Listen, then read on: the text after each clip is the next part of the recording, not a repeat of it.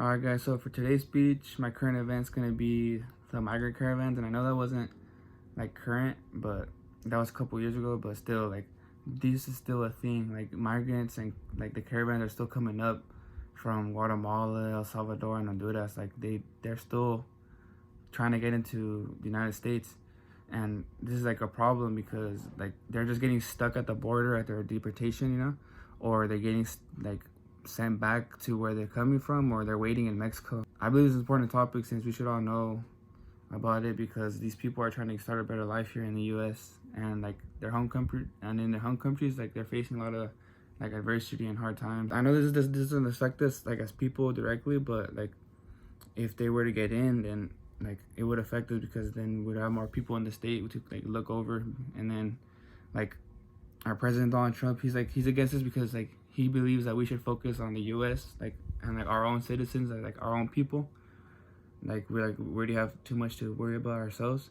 But like there are many reasons for people trying to get to the U.S. and like get away from their home countries. In June, Trump made a deal with Mexico to slow the migrants from getting into the U.S. by threatening like Mexico to put high tariffs to it. Kind of like what made Mexico work harder on stopping the caravans and the migrants from coming to the U.S.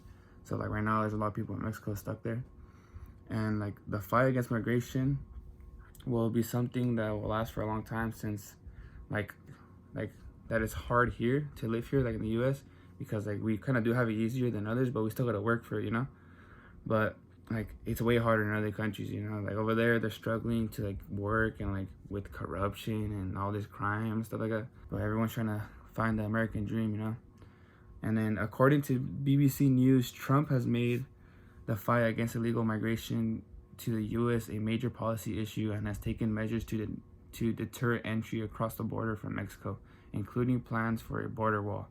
And we've all been hearing this for like the longest time ever, how like Trump's gonna build a wall, and like he's gonna have Mexico pay for it and everything. But by having Mexico get involved, they will have to deal with like most of the migrants. Like they'll have to stop them before they get to our border, like making it easier for us. But if they don't, Trump's gonna get like, it's gonna get kind of mad, and he's gonna be like, hey, I told you guys, or else I'm gonna put tariffs on you guys. But it's whatever. Like since COVID like has increased, like that gives Trump another reason, and the administration to like be worried about having people cross our borders to prevent like the spread. We gotta make sure no one else gets infected in the U.S. We have to take care of our own people. Like that causes that's another reason for people trying to come to the U.S. Like COVID, like, oh, like let's go somewhere, let's go America, because it's safer over there. And then according to a news article by The Conversation written by Katrina Bergs, she stated that the Trump administration also invoked a Title 42, a little used rule of the Centers for Disease Control and Prevention, intended to prevent the spread of infectious disease, to expel all migrants who cross the U.S.-Mexican border immediately and without the hearing to which many of them would normally be entitled. So in March was when like Corona hit the hardest, and like that was when everything was shutting down and like causing quarantine, business went like shut down, and like the border was closed for like the longest time. But the Department of Homeland Security closed the wait list for asylum hearings and interviews. Like that made it even harder for people like to get in. Like they just came here and they got like oh, like we're not gonna listen to you. Like we're just gonna like you either go back or just wait in Mexico, And like this rule helped out with like deporting people and like getting them back to their own countries, but like I don't feel that's right, Like I feel like it's wrong, because once like they get back, they have to face the dangers that they're trying to get away, all the corruption, the crime.